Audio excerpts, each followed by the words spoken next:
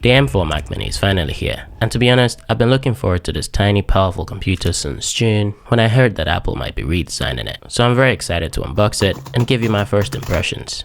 Hello everyone, it's Riej and welcome back to another video. Alright, so let's go ahead and unbox it, and I have to say, it looks very clean and minimal. It's like a baby Mac Studio. You can see that it borrowed the circular grille bottom design of the Mac Studio, which lifts it about 6 centimeters and makes it sort of look like it's floating. And I'm sure by now we've all heard about the controversial power button placement. My view on that before actually getting my hands on the Mac Mini was just like everyone else's. There are so many places they could have stuck the power button, so why underneath where it would be hard to reach? Then I thought maybe it's their way of saying don't turn off your Mac as much. Like, think about it, how many times do you turn off your phone? And then I saw online how many creators said they barely ever power off their Macs. I used to always turn off my Mac at the end of the day before leaving my desk, but maybe it's time to join the sleep mode gang.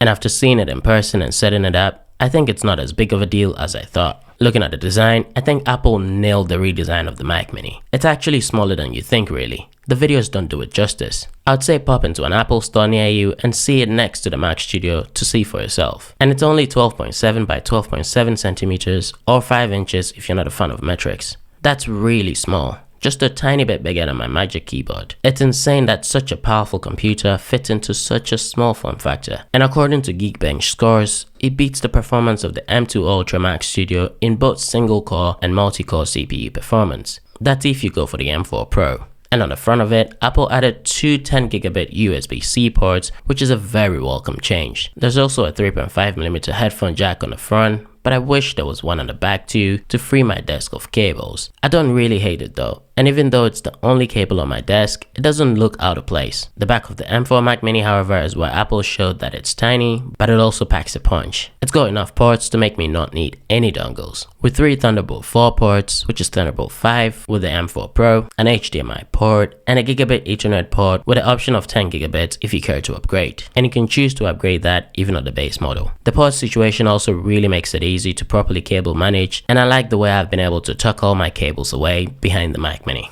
I've got my main monitor connected via USB-C into one of the ports and my secondary monitor hooked in via HDMI. It's really exciting to see support for up to 3 displays. My M1 MacBook Air only supports one external monitor, so I couldn't have a proper dual monitor setup like I have now. As someone who's used the M1 Mac Mini before way back when it was released, I got it used and I remember very well that it suddenly died on me after a month. Thankfully though, it was still under warranty, so Apple generously replaced the motherboard at no cost. I sold it right afterwards and got my M1 MacBook Air, which was the first Apple product I bought brand new. This was 2021, and I'm still using it till this day. In fact, every video on this channel until this one has been entirely edited on the M1 MacBook Air. And if you know anything about the MacBook Air, you'll know that it doesn't even have a fan, so it tends to throttle quite a bit when you push it very hard. So I can say for a fact that the jump from M1 to M4 is very impressive. Alright, so onto the specs I went for. I've never used a Mac with more than 256 gigs of storage and 16 gigs of RAM, but this Mac Mini is going to be my main editing computer for the foreseeable future, so I really wanted to future-proof it. I know that Apple finally admitted they were wrong and gave all the base model Macs 16 gigs of RAM, but I thought I would bite the bullet and go for 24 gigs instead for an extra £180. That's an extortionate price for 8GB, but these Macs are not upgradable, so I'd rather get it now and complain than not get it and regret later. But I wasn't willing to pay almost the price for a base model Mac Mini just for another 16 gigs of RAM.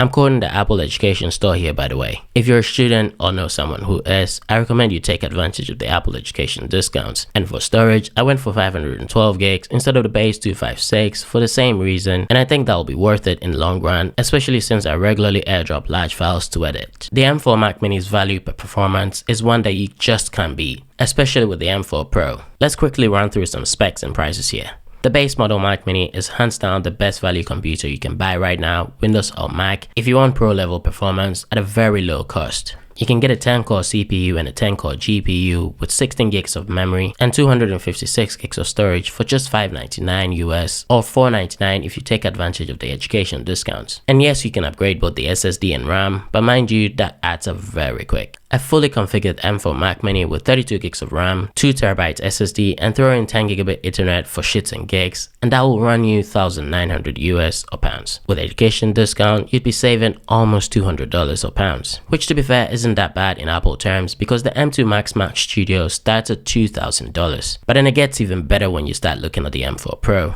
And remember what I said earlier about the M4 Pro Mac Mini beating the M2 Ultra Mac Studio in both single core and multi-core performance? Well, that makes it the fastest desktop Mac right now, at least until the M4 Mac Studios are released next year. Take a maxed out M4 Pro Mac Mini for example, jumping from 12 to 16 core CPU and GPU respectively to 14 and 20 core CPU is $200.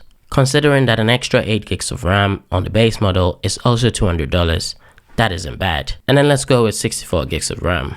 Choosing an 8TB SSD alone is $2,400. That's unrealistic even for seasoned professionals. No one is paying $2,400 for that when you have 3 Thunderbolt 5 ports for fast external SSDs. Even professional media solutions don't cost that much. Let's pick 2TB and throw in a 10GB internet for an ass. That's $2,900. But then the same spec M2 Ultra Mac Studio, albeit with way more cores, will run you $5,400 US. Yet that tiny M4 Pro Mac Mini performs better with higher Geekbench scores. No one should be buying Mac Studios right now. At the very least, wait for the M4 Ultra. And imagine how insane that would be. Moving on, in the box you get the Mac Mini, obviously, the power cable and some documentation. That's it. No Apple sticker or keyboards and mouse, or even a cable for your monitor. You're gonna have to buy all of that separately, which definitely adds up to your overall cost. Oh, and talking about keyboards and mouse, Apple updated the Magic Keyboard and Mouse. Well, that's a stretch because they only changed the charging ports to USB-C. The only obvious change I can see is that they removed the Apple logo on the bottom of the mouse, so it's just the one on the top now. Alright, now onto who this is for. I'll typically say that the M4 Mac Mini is a great deal for you if you already have a monitor, keyboard, and a mouse, and just need a powerful compact computer to power them all. You also have to be okay with not being able to take it on the go, unlike a laptop, maybe if you have an iPad or a MacBook for that. What makes the M4 Mac Mini such a good deal though, is the fact that you could buy it along with the Apple Magic Keyboard with Touch ID and Magic Mouse, and still have around $150 left to put towards a used 4K 27-inch monitor. This setup will still be a better value than Apple's cheapest laptop, the M3 MacBook Air, which currently starts at $1,099 US. And for that price, you only get in the base model with an 8-core CPU and GPU,